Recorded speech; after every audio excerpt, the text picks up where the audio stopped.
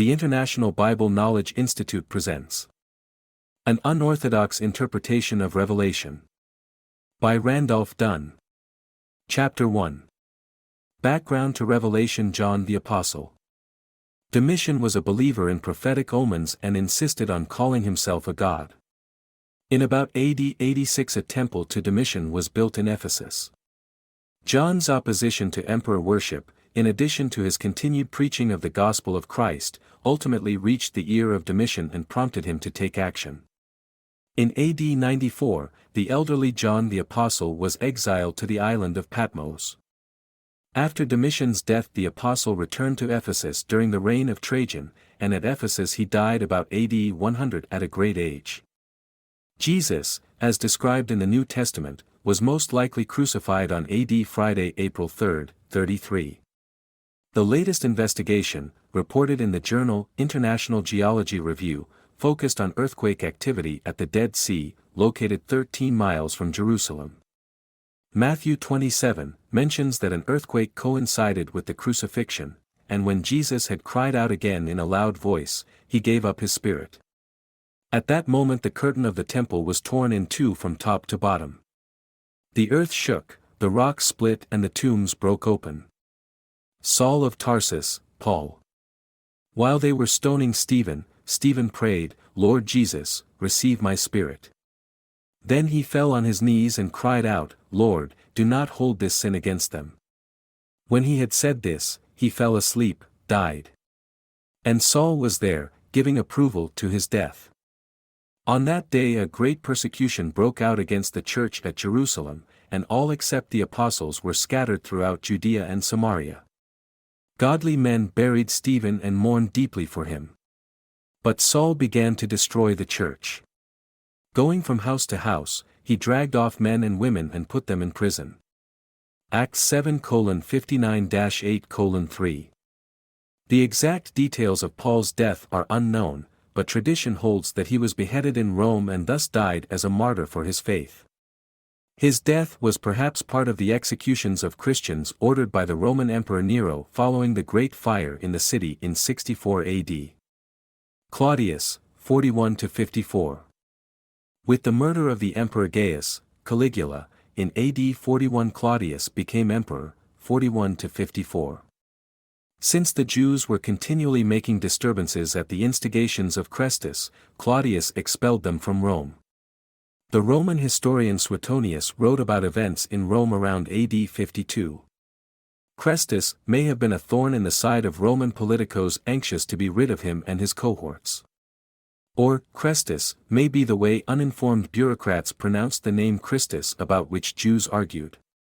Such arguments between Jews and Christians were not unknown, such as, in Ephesus. Acts 19.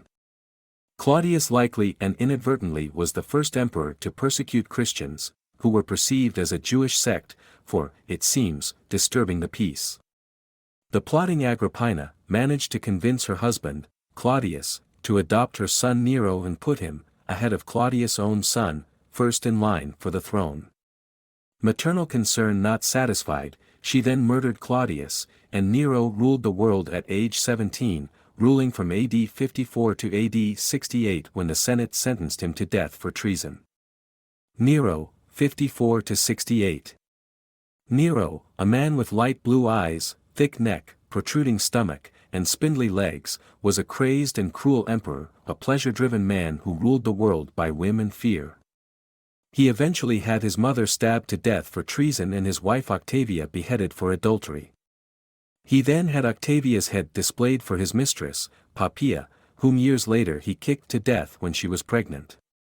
During the night of July 18, AD 64, fire broke out in the merchant area of the city of Rome. Fanned by summer winds, the flames quickly spread through the dry wooden structures of the imperial city. Soon the fire took on a life of its own, consuming all in its path for 6 days and 7 nights. When the conflagration finally ran its course, it left 70% of the city in smoldering ruins. Rumors soon arose accusing the Emperor Nero of ordering the torching of the city and standing on the summit of the Palatine playing his lyre as flames devoured the world around him. These rumors have never been confirmed.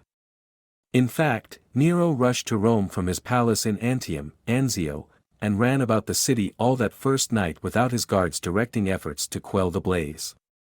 But the rumors persisted and the emperor looked for a scapegoat. He found it in the Christians, at that time a rather obscure religious sect with a small following in the city.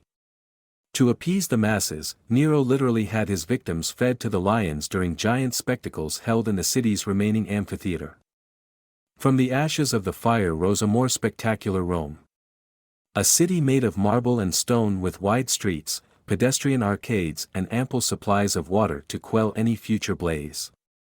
The debris from the fire was used to fill the malaria-ridden marshes that had plagued the city for generations.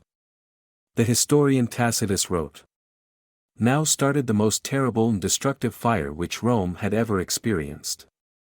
It began in the Circus, where it adjoins the Palatine and Cælian hills.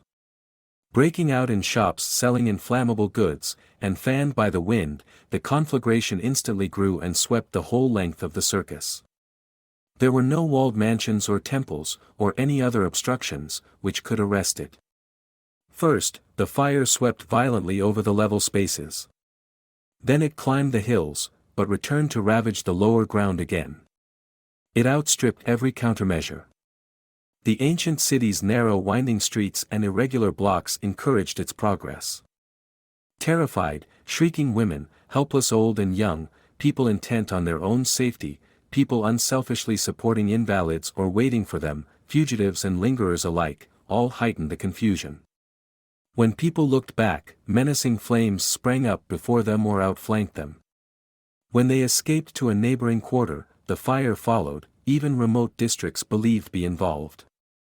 Finally, with no idea where or what to flee, they crowded on to the country roads, or lay in the fields. Some who had lost everything, even their food for the day, could have escaped, but preferred to die. So did others, who had failed to rescue their loved ones. Nobody dared fight the flames. Attempts to do so were prevented by menacing gangs. Torches were openly thrown in, by men crying that they acted under orders. Perhaps they had received orders. Or they may just have wanted to plunder unhampered. Nero was at Antium. He returned to the city only when the fire was approaching the mansion he had built to link the gardens of Maecenas to the Palatine. By the sixth day enormous demolitions had confronted the raging flames with bare ground and open sky, and the fire was finally stamped out at the foot of the Esquiline Hill. But before panic had subsided, or hope revived, flames broke out again in the more open regions of the city. Here there were fewer casualties, but the destruction of temples and pleasure arcades was even worse. This new conflagration caused additional ill feeling, for people believed that Nero was ambitious to found a new city to be called after himself. Nero tried to pin the blame for that fire on the city's small Christian community, regarded as a distinct, dissident group of Jews, and so, he burned many of them alive. Peter and Paul were said to have been martyred as a result. But the rumors persisted that Nero had sung his own poem, The Sack of Troy. He did not fiddle, while enjoying the bright spectacle he had ignited. That business about singing was not unreasonable, for Nero had for years made a fool of himself by publicly playing the lyre and singing before, literally, command performances. The International Bible Knowledge Institute has more audio Bible lessons. So, be sure to subscribe to our channel. Also, our website, thebiblewayonline.com, has many other lessons that can be viewed online or downloaded, and it has links to several languages. Our hope is that these Bible lessons have brought you closer to God, and to have increased your desire to do His will.